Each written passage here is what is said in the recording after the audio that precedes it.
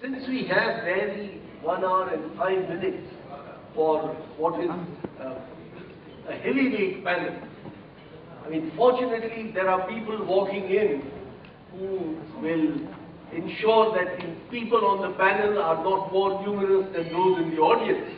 But we are quite close to the two figures at this point in time.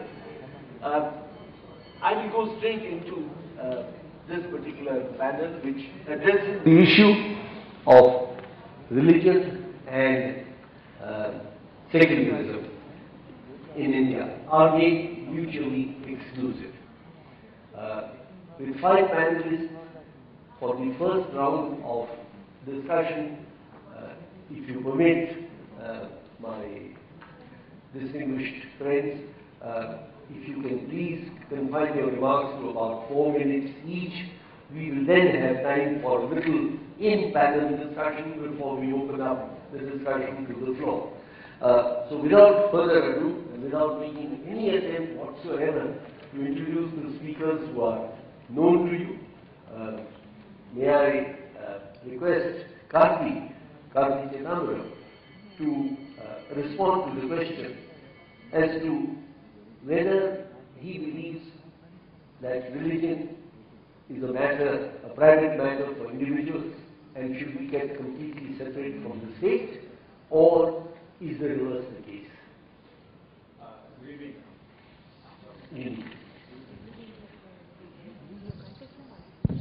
Good evening. First of all, I am a firm believer in God, and I definitely classify myself as a Hindu. At the same time, I'm a member of the Congress Party.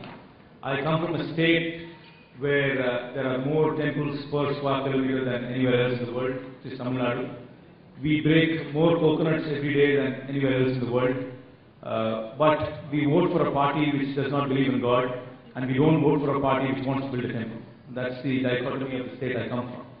So it's very normal in the political sphere I am in to have personal beliefs but not extend it to the public sphere, particularly in Tamil Nadu. So I firmly believe that state and church must be completely separate, and one's personal belief is one's personal belief and does not extend to any kind of influence into the public sphere.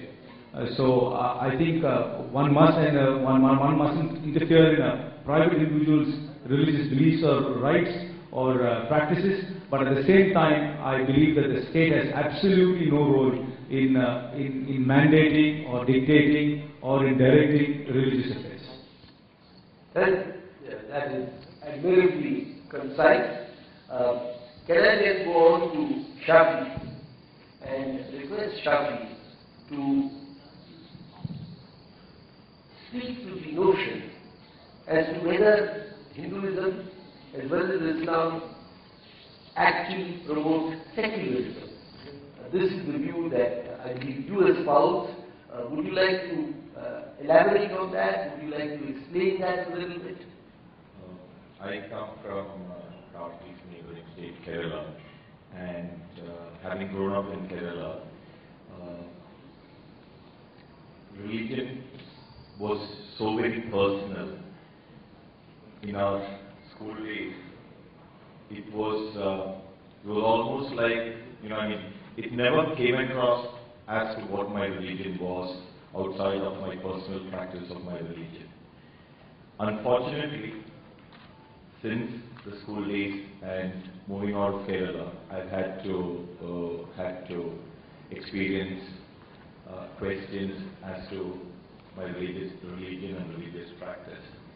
And mostly so because of the minorities, a micro-faction within the religion which uphold fundamentalist and fanatical beliefs, whether it be in Islam, Hinduism, pretty much Islam and Hinduism in the Indian context. And that is sad because Islam as a religion, as I know it, as my grandmother taught me, pretty much is formed up on 5 pillars of belief in God, practice praying 5 times a day, giving charity, fasting once for 1 month in a year, and performing the pilgrimage to Mecca if materially and health-wise, it permits one. Beyond that, it is all about vested interest, and that is what it has become in the current context in India and outside. So, to answer your specific question, I believe that religion can be practiced, and more so, mostly so, and proudly so in India, because the Indian Constitution provides for absolute freedom to practice, preach, and propagate.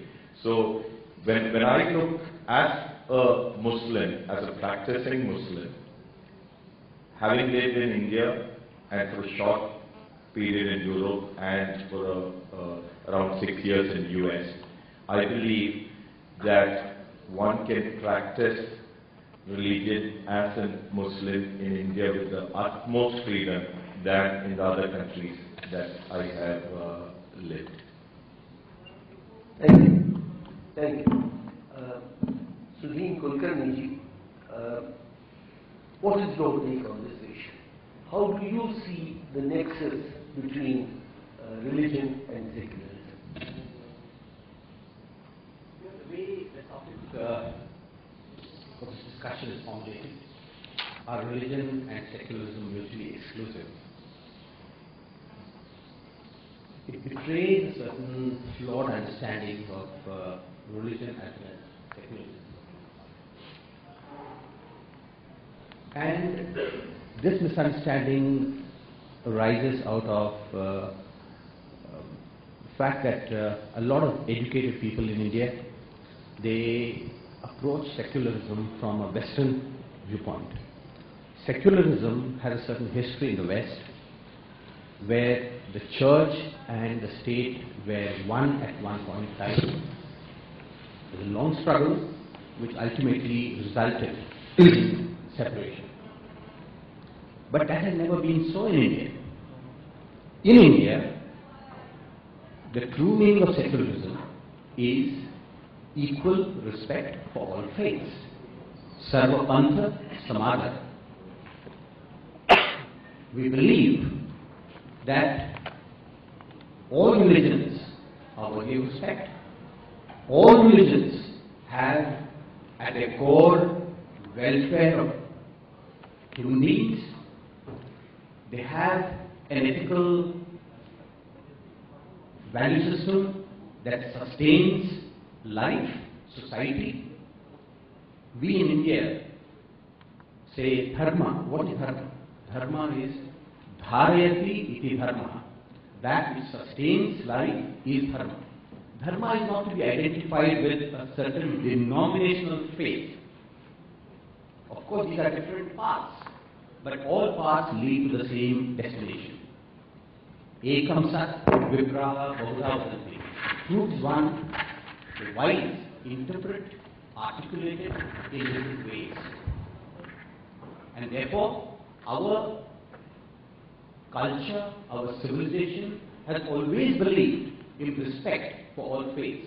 So much so that when India became free and we adopted a republican constitution, secularism was not even enshrined as a preambular principle in the constitution. Why? Not because the founders of our republic, the great leaders who fought for India's independence, did not believe in secularism. But they said it's part of our life, it's part of our culture. They don't need to separately put it in the constitution. Secularism became part of the Indian constitution during the emergency, without any debate in parliament. So, my submission is that secularism is, India is secular because our ethos teaches us to respect every faith. And I do not agree with some people who believe that it should be relegated, religion should be relegated only to the private sphere. Certainly not in any country in the world, but not in India more particularly. Why?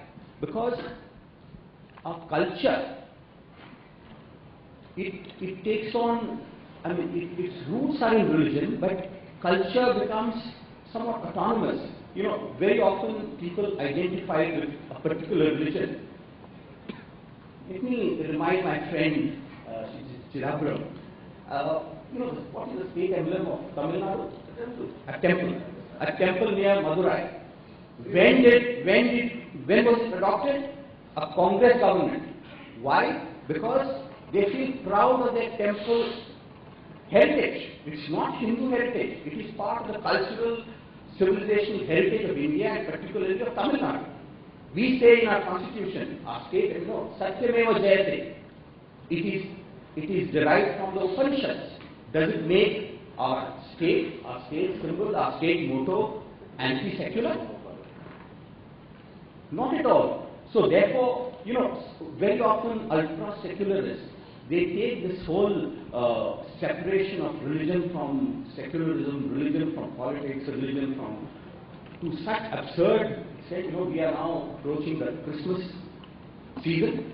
In the West, in Britain, in some other Western countries, these ultra-secularists are saying that Christmas festival should not be identified, should not be celebrated as Christmas. It should be called Winterval, because Christmas makes it a festival, a festivity of a particular community. It will alienate others.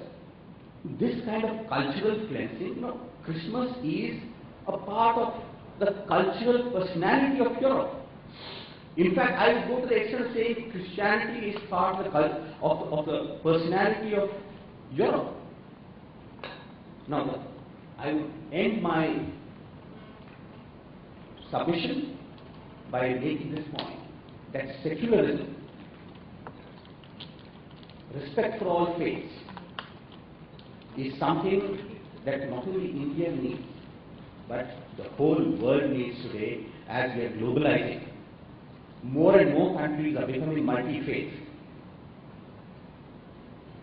It won't do for some countries to espouse secularism and some other countries to call themselves theocratic, where a particular religion becomes the religion of the state. And that is not the best. Thank you very much. If you wish, I will not stop. I am asking you permission. Of course you have permission, but in a minute. The point I was making is that when the church and state should be separate, is not to say that there should be no cultural influences from religious beliefs or religious symbols onto the state. It is to say the state should not espouse a particular faith or to interfere in the practice of the faith. The faith, there's a new word, ultra-secularist, which has been definitely put into parlance today, which almost makes it into an ultra-fundamentalist, as opposed to an ultra-fundamentalist. But the point we're trying to make in India is that, what I believe is that the government or the state should not have any interplay or rather overt influence on religious matters or on religious beliefs or practices. But if influences are there, and cultural influences stem from religion, I have really no problems with it. I have really no problems with it. Neither am I suggesting that we must become an antiseptic, a-religious kind of existence. Thank you. I think there is clearly a meeting point. Can I shift the focus a little bit as I turn to the remaining two panelists, who are Mr. C.B. Madhukar and, of course, the very famous George Verghese. While we have clearly a high set of ideals, a high tradition, and an intrinsic Indian tradition of secularism in the larger sense of the word, religion has in fact become a football of politics today. And that to some extent affects the political personality of India, the cultural personality of India. I wonder if Mr. Madhukar would like to make a few comments on that, if he is so inclined.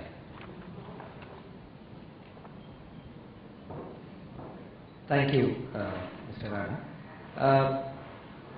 When I was looking at this topic when I received it the first time, I saw it the first time, I was also somewhat unhappy with the formulation. I don't think it does justice to a good debate on this important subject. I do believe that if I were to draw a distinction between secular and religion for a moment, I could be a very religious person, but at the same time be a very secular person. I don't think there are two sort of irreconcilable things. The important thing is, the reason why we are discussing this today is, I think the question Mr. Rana actually posed is, has religion become in some ways fodder for political mobilization of some sort or the other? And the question there is, we can't look at this question in isolation. I think we have a huge sense of sort of history as to why things are the way they are. And right from the time of independence, there have been a number of instances where the Hindu community has felt that there have been sort of there has been some asymmetric treatment, if I might use the phrase, as compared to other religious communities. And without going into the right or wrong, or whether the perception is right or wrong, whether the fact was right or wrong, let me say this. If you take the Hindu code bill or the Shahban or a whole bunch of developments in the past, give rise to the possibility of some other political group wanting to represent so-called majority Hindu view, which seems aggrieved by these developments. Now, we all have multiple identities, just one of which happens to be religion. It might be an important identity, but the way our politics plays up is that identity of ours, the religion, the caste, language, those become accentuated more than I would like to see in a democracy of our nature. I would rather see rich versus poor, perhaps, and therefore how do I close the gap between poor and rich. So I think it is a choice of the identity that we've tried to accentuate in our politics that's actually disturbing. I'll just stop here. I think you put it in a very, very interesting frame. George, would you like to come in at this point and give us the benefit of your views? There's no dichotomy between religion and secularism, but we have drawn that distinction. The constitutional word is fraternity. It's a much bigger word, a much richer word than secularism. It's a lost word. I've never heard any leader from the beginning ever use that word. It's not reflected in any manifesto. Very few people can even spell it. Secularism has shrunk. Now, fraternity goes with the genius of India and Hinduism, which is of accommodation. The concept of Vasudeva Kutumbakam. The world is my family. That is what fraternity means. But we have moved away from that, and religion, particularly after the nationalist movement and the coming of the independence struggle, the two-nation theory, which incidentally was propagated, in a sense, by both sides, though latterly by the Muslim League, has made religion an identity marker, and vote bank politics has taken over. This has been our great tragedy. In this process, we've also confused ourselves identifying religion with culture. Culture is a much wider term, but Urdu was in a sense abolished as a Muslim language. Some things are, somebody asks you, why do you have a Muslim name? My wife has been asked that. Nothing to do with Muslims. It's a Persian name. Now, these are the kinds of things that we've got into our mind in rewriting history. We've divided our country to we and they. This is our misfortune. We've got to get out of this and move forward. And the tragedy is that our misunderstanding is so profound. My friend Madhukar referred to the Hindu code bill, the Uniform Civil Code. I think more nonsense has been talked about this than in almost anything else. There is nothing in the Constitution that bars parallel retention of personal laws and a uniform civil code. But the whole debate has been postulated as either or. You've got to abolish personal code in order to have a uniform civil code. This is not the Constitution, but every politician says it, every manifesto says it, all the wise people, ministers, politicians, party leaders, editors, jurists say this. It's absolute rubbish.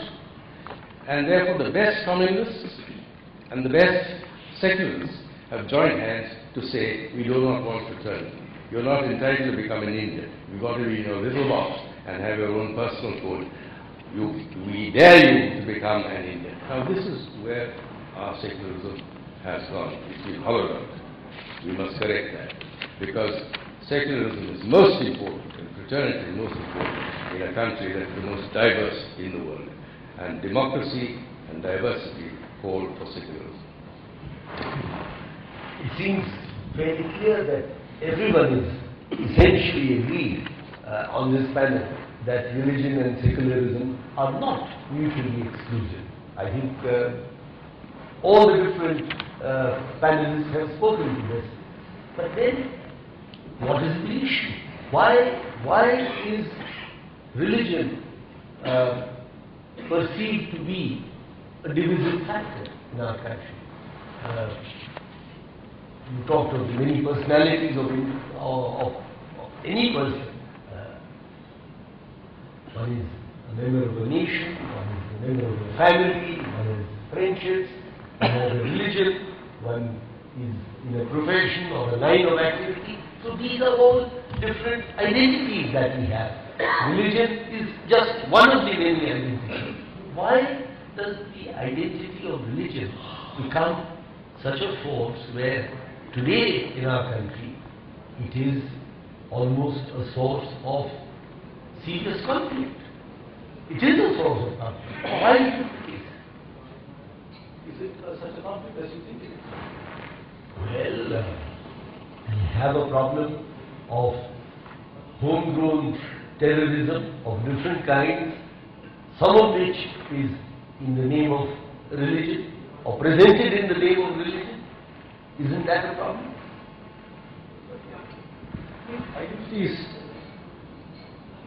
I don't think we should confuse the fact that terror acts happen in under certain labels or it does not happen under certain labels. But the point is, do you believe that your religious identity is the overarching benchmark in which your polity is conducted today? I don't believe that. Definitely not in the politics I practice in Tamil Nadu or in the environment I practice in Tamil Nadu. Religion is not the overwhelming decider of your political course of action or progress. Yes, there is religious labeling, but that's not the defining parameter in which politics is conducted. So, is it as such a large issue? Yes, you are thrown up with conflict between religions because there is a terrorism angle to it. But is that the only reason why you think there is a difference, or is that the overarching difference which is coming because of the terrorism problem? George, I think you want to come in. I think because, as I said, partly for historical reasons, religion has been used as an identity marker and for mobilization. We want representative government. Our people must gain the majority. We must rule, not they.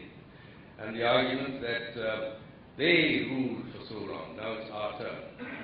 Or they took power from us, we and they.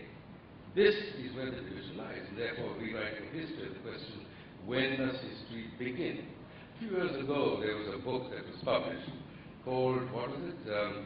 Religious Democracy of India. We talked about Indian religions and non-Indian, meaning common. And this is translated in several textbooks, as in state textbooks, schools, treating certain people, certain faiths as foreigners. They're on probation. What does this mean? And how old is old? People don't seem to realize that Islam came to India in the lifetime of the Prophet. Christianity in India came in 52 AD. It's one of the oldest churches in the world, far older than Europe or America and so on. Jews have been living in India for almost 2,000 years. The numbers are extremely small.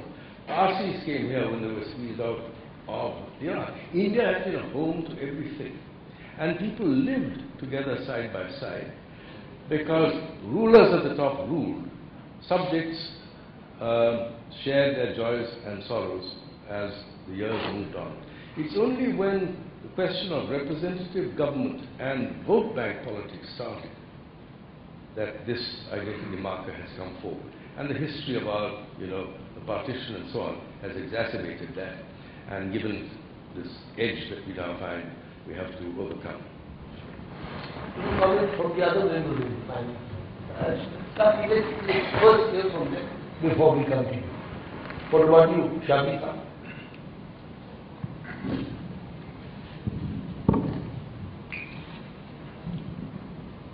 I go back to my conviction that it is the unfortunate hijacking of perceptional leadership of both Muslim and Hindu community, which has resulted in the question that you have just asked us, because otherwise it's irrelevant. For example, reading about the Gujarat riots of 2002, I had formed certain opinion, right or wrong, in my own mind. And in 2005, I walked across Gujarat villages in the reenactment of the Gandhi March for a month, and going in and out of village homes across the rural stretch of that walk, I came back a transformed person, because the affection and the comfort that I and my colleagues and others enjoyed in the rural homes of Gujarat was completely different from all the perceptions that had been formed in my mind post Gujarat riots based on the media reporting. So I genuinely believe that, for example, I've been very uncomfortable about talking about, religion, and this is probably the first time in my life I'm on a panel or speaking to an audience about religion. But when this was asked of me, one of the reasons why I said yes to this is exactly the reason why, the more moderate elements in both communities stays out of such opportunities. The fanatical elements edge themselves in, as in politics when the nicer, the good element stays out, the corrupt and bad elements edge themselves in.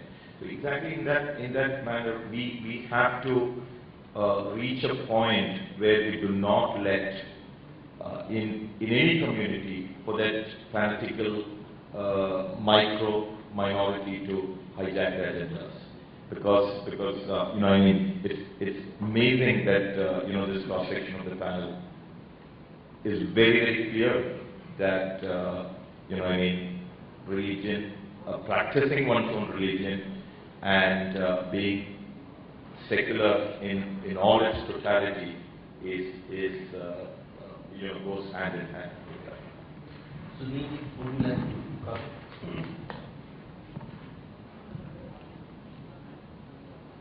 Religion, understood in the right spirit, is a unifying force. It doesn't divide. What divides is wrong understanding of religion and use of religion for short-term sectional interests, mostly in politics. And in India, we have seen this being the case both in Hindus, Muslims, and all parties are guilty of this to some extent or the other. The way ahead, in my view, is to very strongly affirm that all religions belong to India. My response to what Verghese said, that there is no religion that is foreign to India. India has always accepted every faith, however small in number. all belong to us and India belongs to all. Number two, that as my co-panelist just now said, there is a minority in every community that is fanatical, that is communal in its thinking and practice, and that should really be isolated. The best way to isolate it is for the state to be truly just, even-handed, and be sensitive to the legitimate concerns of every community. And to further strengthen this diversity with the thread of national unity, national integration. I think it is definitely possible, and it's the responsibility of people of all religions, people of, I would say, people of all political parties to come together. And therefore, it is wrong to label a particular party as necessarily communal and fascist and others as self-styled secularists. All are guilty to some extent or the other, and the time has come for them to work together. Would you like to?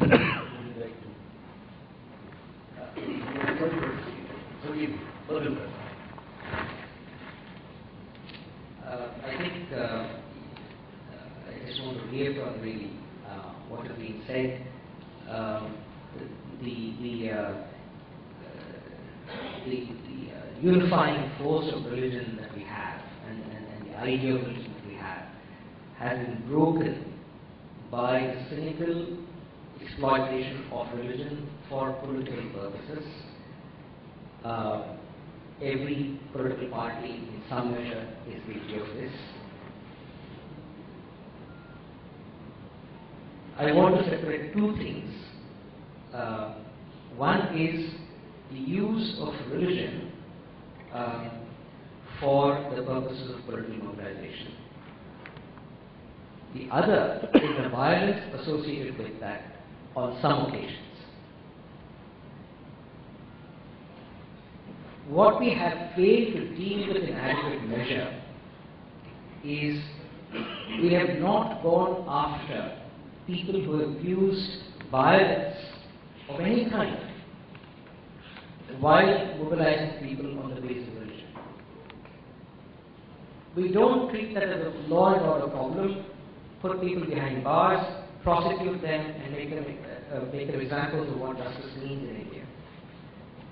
If we did that, we would have fewer people breaking buses for Telangana, we would have fewer people who have the guts to go and beat up Biharis in Maharashtra, or any such incident. I am not saying this is devoid of politics, but if you combine violating the law and use the excuse of politics to justify it and not prosecute people, we will invite more and more such instances. So I do want, and I do hope, one of the solutions is for the state to be just to anyone who violates the law, no matter what the reason is. Thank you, Mr. President. Karti, you want to add anything before we open up the discussion to the floor? I think there is tremendous unanimity here to say that secularism and religion, or religious beliefs and practice, can coexist. I think there is no confusion on that at all. But to say that religion alone is the only vote bank political parties have exploited is wrong.